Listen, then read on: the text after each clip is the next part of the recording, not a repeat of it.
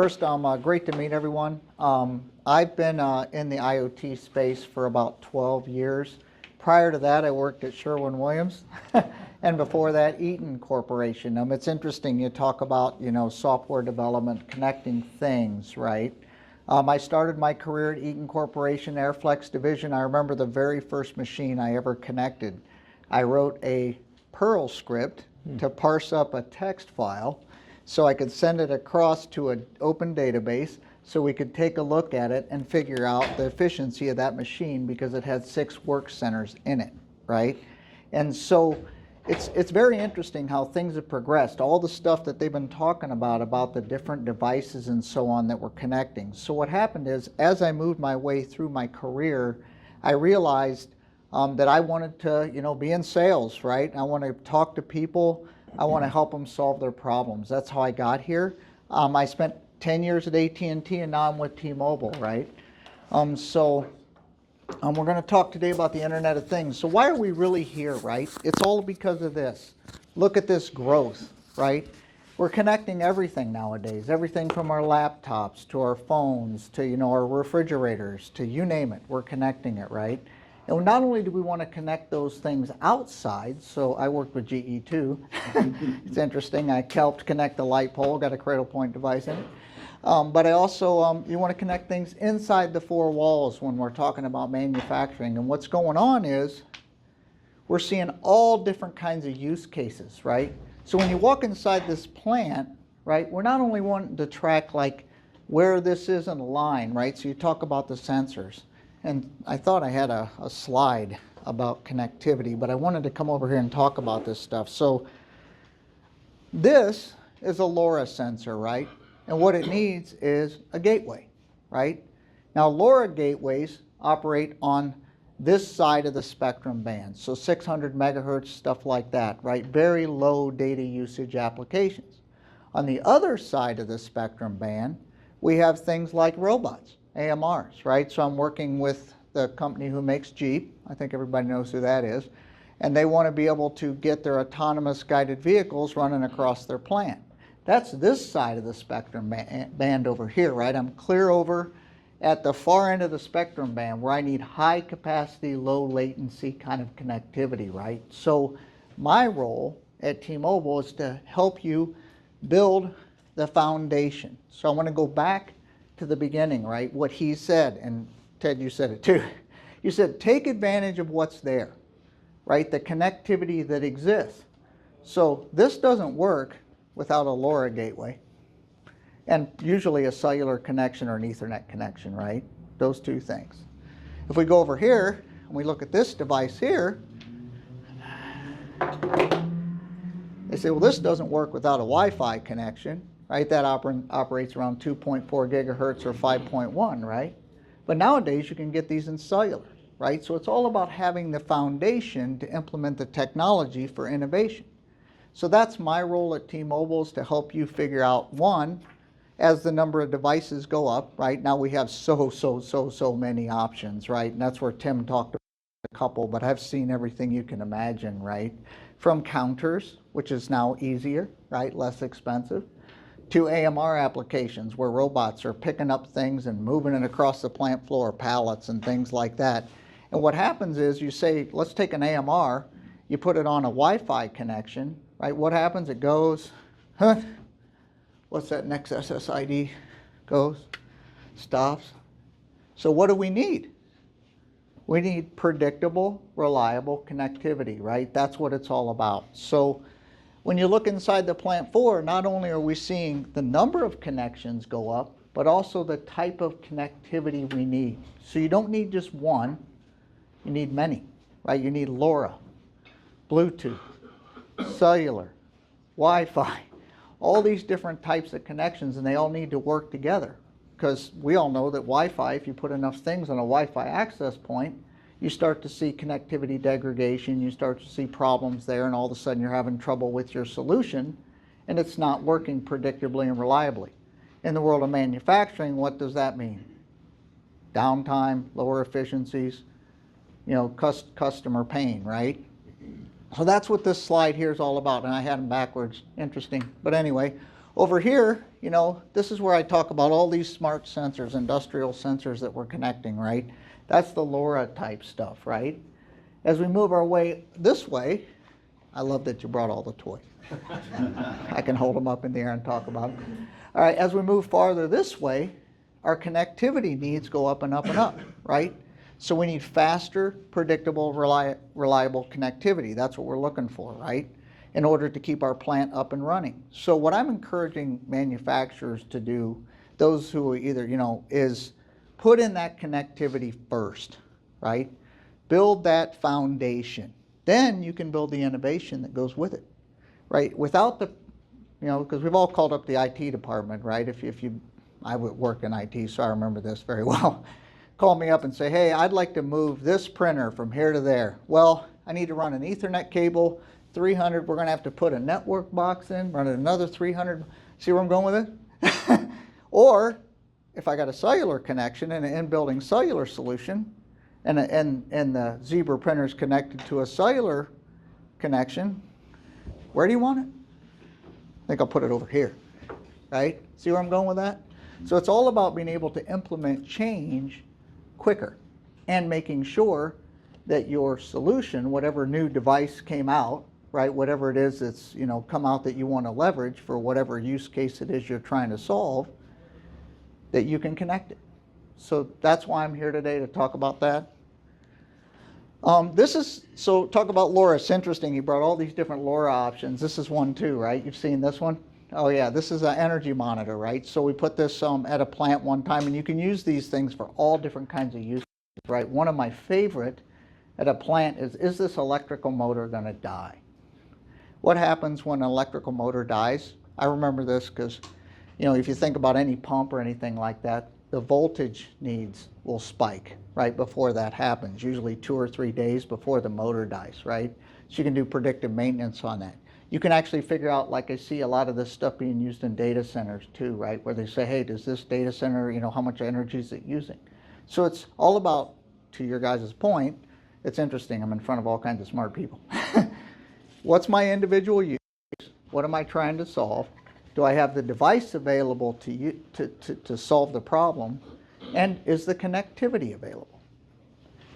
To me, if you don't have the connectivity, you can have the device, won't do anything, right? So it's all about connectivity. Same thing at home, like my kids want to win at the Xbox. It's all about connectivity. Speed kills, right? So, you know, I heard a question a moment ago. They asked, what about the cloud versus at the edge, right? To me, that's all about, like, and I'll use Pitney Bowes. I was with Pitney Bowes one time, and they wanted to know, like, when do I stop counting they were trying to keep track of how efficient each card counter was. So they wanted to be able to keep track of how many letters they were processing. And so in order to get that, to know when it stopped and went and how to modify it so that the thing would jam up, right? They were trying to prevent jams. An edge device was much better because of the amount of time it would take to do it. So what happens is if it went to the cloud and then back, the latency is too long. So it goes and it jam up and it just keep jamming, right? More and more and more cards until it responded, oh, I have a problem. But if it's right here at the edge, you don't. So that's the answer to that question of when do you want to be at the edge, when do you want to be at the cloud. It's all about the amount of response time you have for that given machine that you're trying to connect. So why do customers deploy private cellular networks, right? This is what's really up and coming in network connectivity, right? And I keep saying it because this is the most important thing, predictable wireless performance, right? So hospitals, I put up this use case first. Boston Hospitals just deployed a in-building wireless network. Why? Because the tablets that are used for the nurses to be able to keep track of your emergency medical records. If anybody ever been in a hospital, as you wander through a hospital, my Wi-Fi works, don't work, don't work, right? Depending on where you are, right? A lot of dead zones. Cellular will propagate much better inside a building. That's why they're doing it. And the reason? A Wi-Fi access point, 2.4 gigahertz, right? 4 watts of power. Cellular access point, 2.5 gigahertz, similar, right? 20 watts of power. You really goosed it. So now you get a lot deeper. Plus, we use spectrum aggregation. So we'll take the 600 hertz spectrum, all the different spectrums that T-Mobile has, we'll add them to your cellular network, because that's what makes it really go into the crevices. That's what makes it work down in the basement. Same thing here, right, in a plant. If you want it to reach everywhere, you need a more powerful signal and you need more spectrum bands. So we're not going to only propagate the 2.5 gigahertz band, which we own a lot of. We're going to do the 600 megahertz band, the 5, and up the stack as well. So what that's going to do is give you speed and reliability. And with that, you get innovation, because now you can implement all the different cool things you want to do. This is one of the most common use cases, believe it or not. I connect so many of these scanners, because not only do people want to do them inside, how many people seen plants where they store stuff outside? Way outside. Like way outside, beyond where Wi-Fi reaches, right?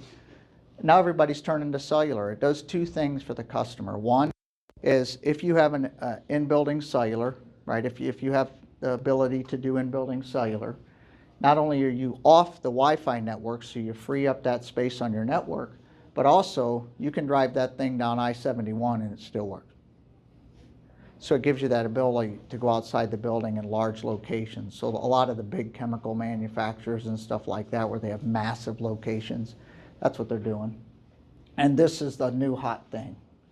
Autonomous guided vehicles, right? We talk about all the different robots and things that everybody's looking to connect. Those require incredible bandwidth to work effectively. Even though like it's on the ground, you'll see them. If they try to use Wi-Fi, they stop, they go, they stop, they go. This is why that Jeep manufacturer is putting in an in-building cellular network, because of those. Everybody's looking at deploying more of those kind of devices, or those kind of, those robots. And that's it. I kept it quick and short. I didn't want to hurt you too bad, because I know everybody wanted to get back to whatever it is they're doing. But questions about all that?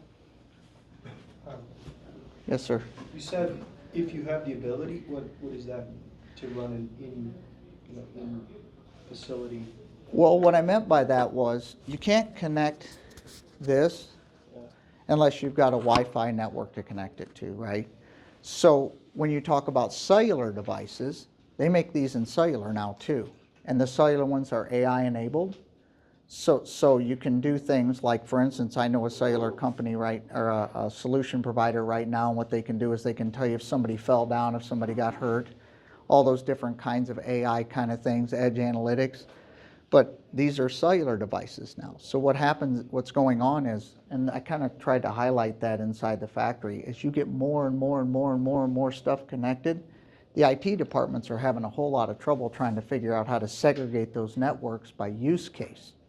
And that's what I want you to think about is, if I have a device, right, where does it fall in the connectivity needs space? So you may have the opportunity to buy that Jeep customer we're talking about. They bought the AGV, they put it on the floor, doesn't work. Why? Because they got it connected to the Wi-Fi network. Wi-Fi network can't handle the use case, so the thing stops. It goes about 500-600 yards, gets to the next Wi-Fi access point, stops, reestablishes the connection, goes to the next spot, stops, does it again and again and again, right? And all because they bought the machine before realizing what it needed from a connectivity perspective. So that's why, if you're a factory, if I owned a factory and I was looking at what can I do first to enable innovation, build your network stack completely up. Did I answer your question? Are there any, I think there's a lot of discussion around cybersecurity with your IP addresses for your wireless. Are there any similar use best practices with the high-speed 5G and those other frequencies? 100%. So when we do it, a lot of times we'll put a 5G packet core right on site. We'll deploy private spectrum and we'll run it across an IPsec tunnel. That's a lot to take in, right? Everybody get it? So what does that mean? It means I put a computer at the building, right? I put the cellular network in. I deployed T-Mobile's private spectrum, right? So we own the spectrum, we built you a computer, we're gonna manage it for you, we're gonna connect it to a wireline network. Why? Because you're probably gonna want that to go somewhere, headquarters or something like that. And I'm gonna traverse that across a IPsec tunnel, which means it never traverses the open internet. Our security guy's gonna dig all into that for you, I bet. But we're gonna do that for you at T-Mobile to make sure you have a secure, reliable wireless connection. Questions? Thank you. Kareem with Rovisys. Thank you for the presentation. I think my question might be a longer question, but if you can just kind of give us a quick summary. I guess, how does cellular connection compare to Starlink, for example? A lot of customers try to compare the different kinds of connections they can set up. So you know, T-Mobile has a relationship with Starlink. We're all aware of that. And what we've done actually is, if you look up in the night sky, you'll see about 70 of our T-Mobile satellites up there with theirs. And the reason's because we're using our 25 megahertz spectrum to enhance that Starlink connection, right? So we want to make sure that it's faster, basically. So that's the short version of that. Yeah. Did I answer your question? Yes, sir. Thank you. So the beauty of Starlink everywhere, right? Wait for that. Yeah, my question is this, going back to the Boston Hospital that you talked about, is there any type of way that you can like assure that there's no interference with medical devices on the wireless network? I think I heard your question, so let me repeat it, right? So if I've got a tablet, and that's an EMR tablet, can we make sure that it does not interfere with other connected devices that are not cellular on the network? That are, like say for instance, if I'm a patient, I'm on 4-2, I have tubes connected to me on my heart monitor. So will there not be any interference with the wireless? There won't, and if you think about it, it's like standing right here in the room, right? So how many people do you know have cell phones? Everybody, right? So the whole point behind cellular, and I talked about this with Wi-Fi, right? Wi-Fi, as you get more connections, you get degradation. They conflict with each other, right? Cellular doesn't work that way. The beauty to cellular connections is you can have what they call massive IoT, 4 million plus devices connected at one time without that interference. So that's why cellular, right? From a cellular, did I answer your question? Works great. Go to Boston Hospital, they love it. All right, I've got one more, and then we're going to bring up Christopher Carltraub from Moreland Connect. Who is the benchmark for connectivity in a manufacturing environment? Who does it really well that you've seen? Us. T-Mobile does, but of your customers, who's utilizing it best? Not Stellantis, not Jeep.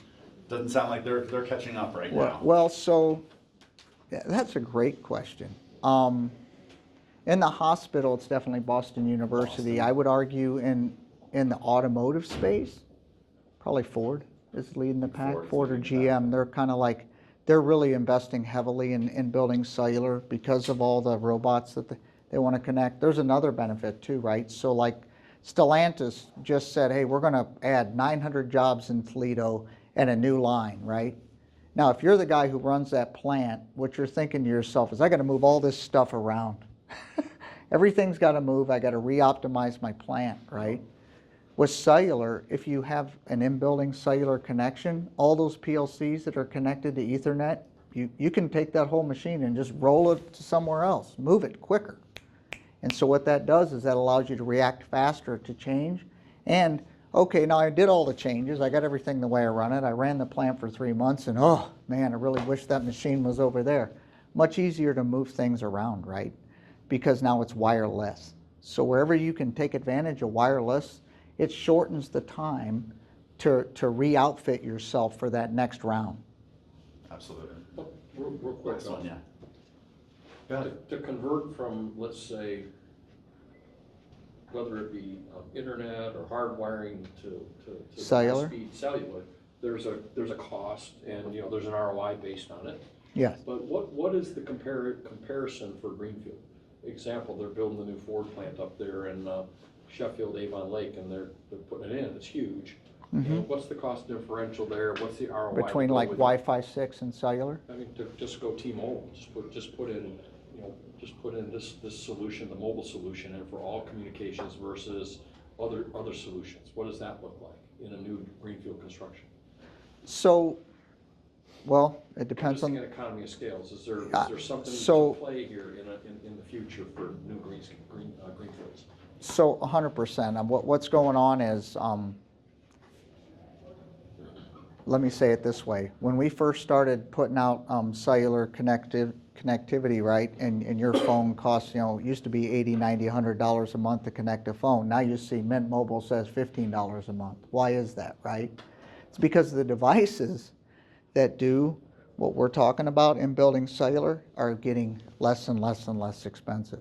So as an example, it used to be, and I'll use it like flooring. So the way in-building cellular is priced out is dollars per square foot. So give me the layout of your building, and I'll tell you how much it costs to put in-building cellular. Used to be that was about $4 or $5 a square foot, pretty pricey, right? Nowadays it's like between $1.50 and $1.75, depending on the customer and the size. And we have these other things that just came out that can do, if you want to do like a 30,000 square foot building, they just came out with a purpose-built device. You can daisy chain up to 3 of them together, and those can do 30,000 square feet apiece. So if you look at those devices, you can cover 100,000 square foot, and those devices are like $2,500 a piece. And then you just need the network, right? So that's where I was going with this is, it's get out in front of the connectivity, and it's going to let you do all of this, whether it's LoRaWAN or 5G, right? I saw you raise your hand. Go ahead. If I could jump in on the last two Last points. one, yeah. You asked a question of who's utilizing this very best. In my experience, power plants are utilizing cellular connections very well because Oh, they're yeah. distributed assets that Wi-Fi is. So funny you bring that up. I know of one that just, anyway, With Duke greenfield- Energy, yeah. With greenfield centers, I don't think it's a choice anymore. I don't think it's a comparison. I think it's both, if You not have- all. It's about redundancy in this age. Well- You need redundancy on these digitized systems. Yes. You cannot afford for your Wi-Fi to go down, or you cannot afford for your cellular to go down. So that's why I said it's layers, right? So when you're greenfield, right, you want LoRa, so you can do this, right? You want Wi-Fi, but nowadays Wi-Fi and cellular can be combined together, right? That can be a combined solution, right? So, and to your point, you also want to have a wireline connection there potentially, so you have all three, because the whole point of a factory is zero downtime, right? This seems like a lot of money, but it opens up all of the other stuff. It opens up all the innovation. So that's where you want to invest first. Make sure you've got a world-class network inside that building, because then when you call up the IT department, you don't get, no, wait, it's going to be 4 weeks, I got to run. No, it happens like that, because now he's got options. Options, awesome. Thank you, John. Thank you.